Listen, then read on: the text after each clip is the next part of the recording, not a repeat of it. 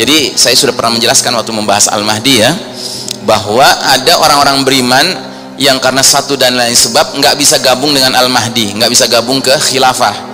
Akhirnya mereka tinggal tercecer-cecer di berbagai negeri yang jauh dari khilafah. Mereka bikin kampung akhir zaman sesama orang beriman. Akhirnya mereka didatangi Dajjal, dan Dajjal mengaku-ngaku dirinya Tuhan. Tapi orang-orang beriman ini istiqomah. Mereka bilang Rabbunallah, Rabb kami Allah, anta al-masihud Dajjal, kamu ini sang pendusta Dajjal.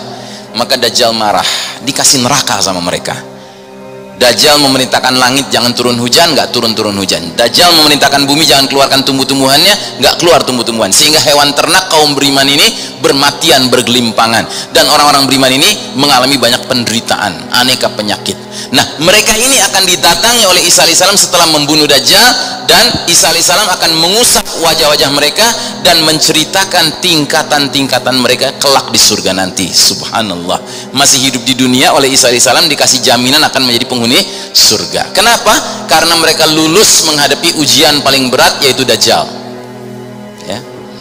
Saat mereka seperti itu, Allah wahyukan kepada Isa alaihissalam, sesungguhnya aku telah mengeluarkan hamba-hambaku, maksudnya Ya'juj wa Ma'juj ya.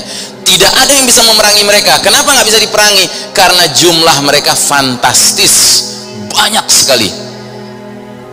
Dalam salah satu riwayat diterangkan satu muslim akan berhadapan dengan 999 Ya'juj wa Ma'juj, yang nggak mungkin bisa dilawan lah. Jumlahnya nggak imbang ya. Maka Allah perintahkan kepada Isa alaihissalam, giringlah hamba-hambaku ke bukit Tur Sina maksudnya. Maka Allah kirim Ya'juj wa Ma'juj, dari segala penjuru mereka datang dengan cepatnya.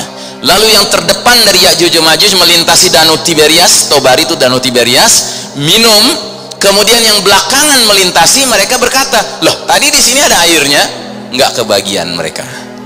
Pertama karena memang Danau Tiberias sudah tinggal sedikit airnya, dan kedua karena jumlah mereka yang sangat fantastis. Jadi yang bagian depan masih kebagian, bagian belakang nggak kebagian ya.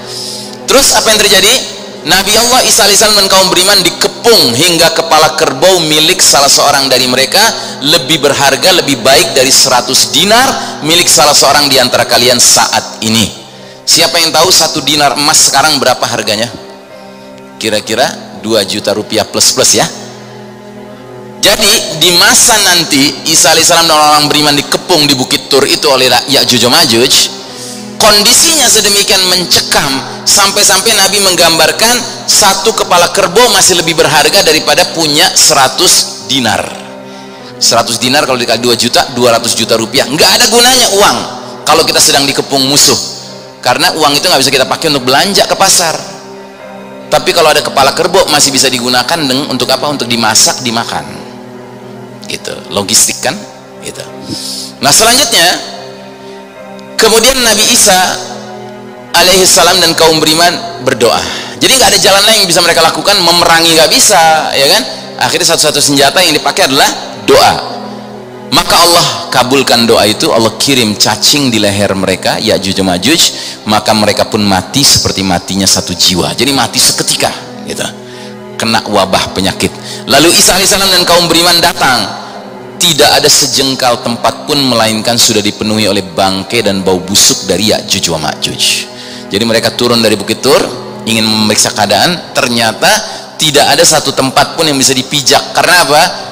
Jasad-jasadnya Ya'juj wa Ma'juj bergelimpangan, saling tumpuk menumpuk sampai nggak ada tempat yang bisa dipijak ya. Maka Isa alaihissalam dan kaum beriman berdoa lagi kepada Allah. Kemudian Allah kirim bantuan berupa burung seperti leher onta. Burung itu sejumlah jasad-jasad Ya'juj wa Ma'juj itu. Burung-burung itu membawa mereka, jasad-jasad Ya'juj wa Ma'juj, dan melemparkan mereka seperti yang dikehendaki Allah ya. Burung itu membawa mereka dan melempar mereka seperti yang dikehendaki Allah. Lalu Allah turunkan, Allah kirim hujan kepada mereka, membersihkan bumi dari segala virus-virus ya, bangkai-bangkai Ya'juj wa Ma'juj tadi ya. Maka tidak ada rumah dari bulu maupun rumah dari tanah yang menghalangi turunnya hujan.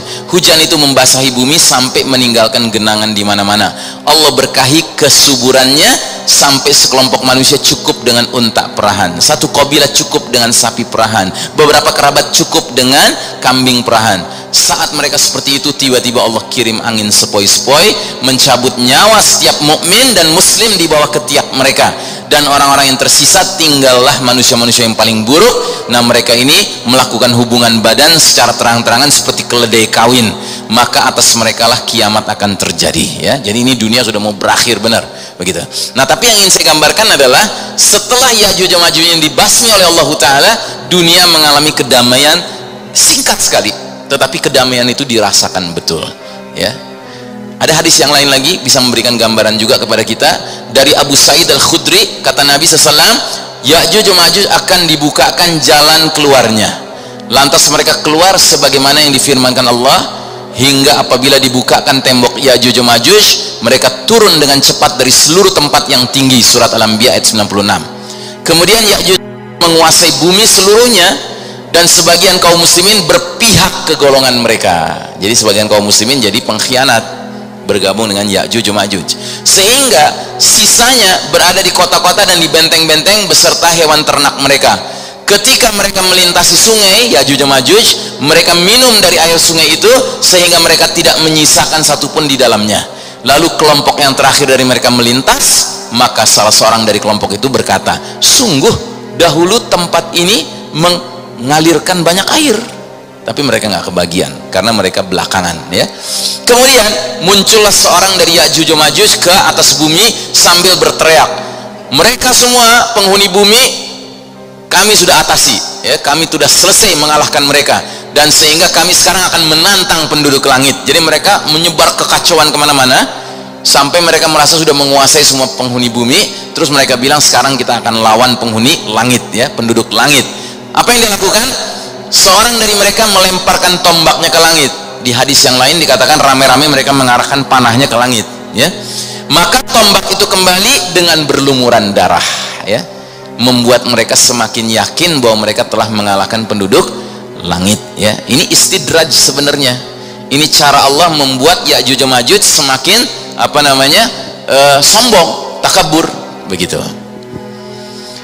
Ketika mereka dalam keadaan seperti itu, Allah utus sekawanan binatang seperti ulat atau belatung pada belalang, lalu menyerang leher-leher mereka sehingga mereka mati bergelimpangan layaknya matinya belalang, dan mereka saling bertumpukan, ya. Pada pagi harinya kaum muslimin tidak mendengar suara mereka, maka mereka saling bertanya, siapa kiranya seorang laki-laki yang menggadaikan dirinya dan berani melihat apa yang mereka perbuat. Ya, karena dari tadi sebelumnya waktu mereka dikepung sama Ya'juj dan Ma'juj, mereka dengar suara gemuruh kan di luar sana, orang manusia begitu banyak, Pak. Tiba-tiba bangun pagi nggak ada suara sama sekali, gitu. Nah, akhirnya turunlah seorang laki-laki dari mereka yang menyiapkan dirinya untuk mereka bunuh, untuk dibunuh Ya'juj dan Ma'juj. Artinya orang yang berani mati, ya. Namun laki-laki itu mendapati mereka Ya'juj dan Ma'juj telah mati terbunuh, maka dia pun berseru kepada kaum muslimin, bergembiralah kalian, musuh kalian telah binasa. Maka orang-orang pun keluar dan melepaskan ternak-ternak mereka. Tidaklah mereka memiliki binatang ternak kecuali hanya tersisa daging-dagingnya saja. Lantas ia bersyukur atasnya sebagaimana sebaik-baiknya syukur dari tumbuh-tumbuhan yang tidak pernah mendapatkan siraman air, ya. Baik. Kemudian suasana dunia ini, ya, setelah Allah memindahkan jasad-jasad tadi ke tempat oleh binatang burung tadi, ya, turun hujan, dunia bersih. Nah, setelah itu digambarkan dalam hadis ini, Isa putra Maryam turun sebagai hakim yang adil, kemudian dia akan hancurkan salib, bunuh babi, mengembalikan perdamaian. Pedang-pedang nanti berfungsi sebagai sabit. Jadi nggak ada lagi guna pedang itu sebagai alat perang. Hilanglah semua racun makhluk yang beracun. Langit menurunkan rezekinya, bumi mengeluarkan berkahnya. Sampai-sampai seorang anak kecil bermain-main dengan ular besar, sedangkan ular itu tidak membahayakan dirinya, ya. Sampai-sampai serigala menggembalakan domba, sedangkan serigala itu tidak membahayakan domba tersebut. Sampai-sampai singa, tadi serigala, ya, sekarang singa menggembalakan sapi dan singa itu tidak membahayakan sapi itu. Jadi dunia benar-benar damai, tapi ini nggak berlangsung lama, ya.